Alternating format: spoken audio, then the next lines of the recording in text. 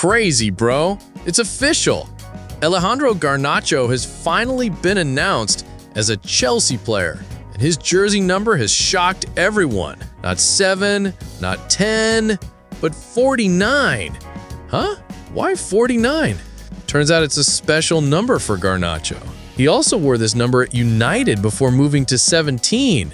Now at Chelsea, 17 is already worn by Andre Santos, so he's back to a memorable number. This £40 million transfer was one of the most hyped of the summer. Garnacho arrived at Stamford Bridge as a 21-year-old rising star, ready to be an explosive winger for Enzo Maresca.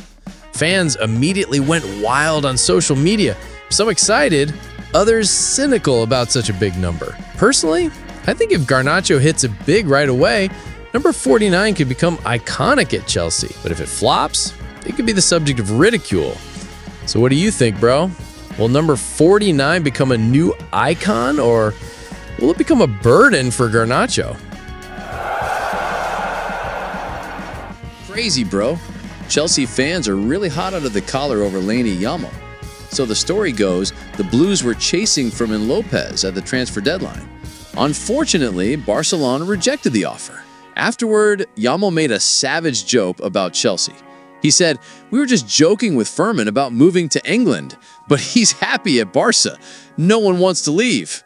Just imagine, bro, Chelsea really needs a profile like Fermin's. Running into the penalty box, neat passing, plus a strong press that can be a weapon when the team is stuck. But, well, because of loyalty, this transfer completely fell through. Fans immediately exploded on social media. Some were furious with Lamine Yamal's joke. Others said Chelsea should move on. Luckily, they still have Palmer and Buonanotte to plug the creative holes in midfield. Do you think Yamal was just joking, or was he deliberately teasing Chelsea? Wow, guys. Another Chelsea player is ready to leave in January. Axel Disasi, the 27-year-old defender who was once expected to be a defensive wall, is apparently no longer in Enzo Maresca's plans. The story gets even more dramatic because at the end of the last transfer window, Disasi almost returned to AS Monaco. There was even a verbal agreement, but it fell through due to FIFA loan quota regulations. Chelsea was already full after Jackson was loaned to Bayern. Now the options are clear. Disasi will leave in January. Crystal Palace is the leading candidate, especially with Marc Guéhi's likely departure. Meanwhile, West Ham is also interested, but Disasi is reportedly not keen on a move there. Chelsea is asking for his full salary plus a £5 million fee if anyone wants to loan him.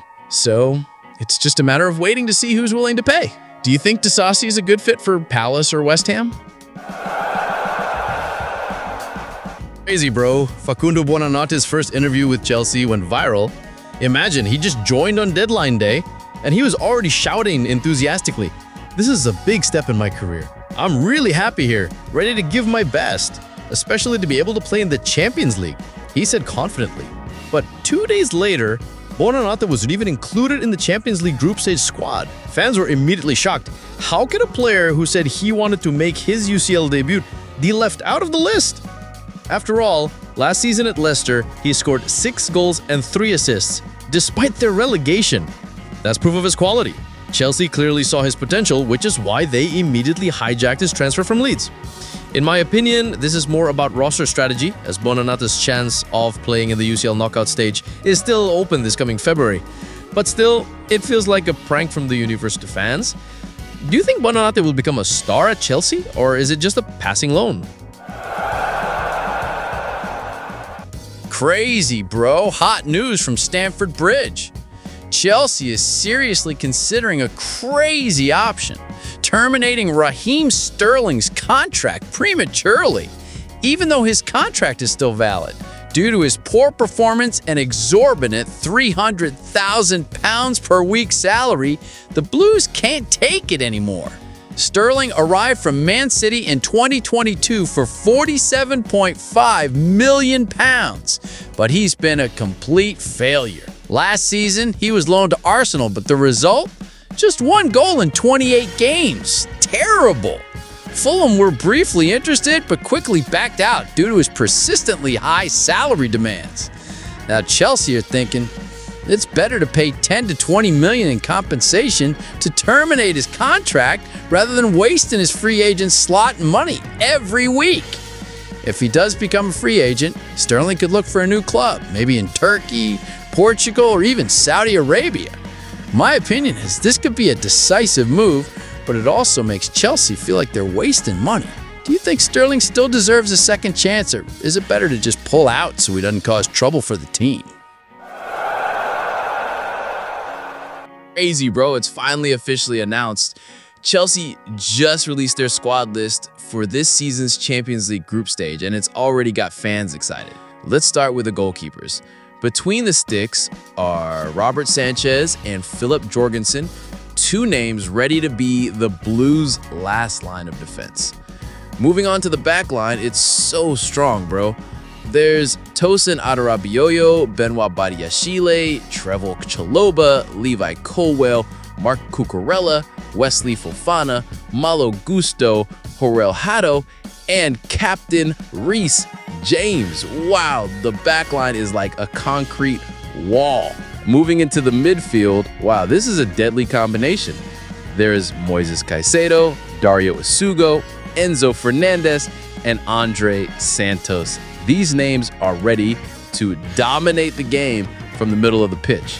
And the most anticipated part, the attack line. Chelsea is truly full of crazy young talent. There's Liam Delap, Alejandro Garnacho, Jamie Gittins, Mark Guiu, Pedro Neto, Cole Palmer Dro Pedro, and Brazilian wonder kid, Estevão Willian. But that's not all, bro. There are also list B players who can be called up at any time. They are Josh Achiampong, Tyreek George, and Romeo Lavia. Looking at this squad, let's be honest, Chelsea could have the most terrifying squad depth in Europe this season. But the question is, can all these young talents click immediately and produce tangible results in the Champions League? Do you think Chelsea can reach the semifinals this season? Or do they still need time to put the squad together? Wow, man, this really hurts. Just 2 days after officially joining Chelsea, Facundo Buonanotte was immediately hit hard by Enzo Maresca. The Argentine initially confidently declared, "I'm ready to play in the Champions League. This is a big step in my career." But you know what? 2 days later, that dream was officially shattered. Buonanotte wasn't included in Chelsea's 25-man squad for the Champions League group stage. Imagine, you've just signed a contract, already raising your hopes to the public, and then you're cut before you even make your debut. His transfer caused quite a stir, with Chelsea bragging about him from Leeds at the last minute. But the harsh reality shows that his place wasn't Maresca's top priority. What's his fate now? Well, he probably only can rely on the Premier League and the Carabao Cup to secure playing time. Do you think Buonanotte is truly a victim of Chelsea's transfer strategy, or can he still prove his quality this season? Crazy, bro. Drama again at Chelsea. Just relieved after the win against Fulham, Liam Delap injured his hamstring and will be out for 8 weeks. So Chelsea immediately panicked and looked for a solution. Initially, they tried to recall Nicholas Jackson, but he had already agreed to join Bayern.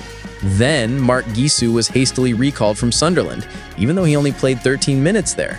What caused a stir was journalist Graham Bailey saying, "I can confirm Chelsea discussed Emmanuel Omega from Strasbourg." But the conversation was short-lived as the club wanted him to remain a regular in League One. FYI, Omega scored 14 league goals last season, and this season, he has already scored 3 goals in 4 games. What does that mean?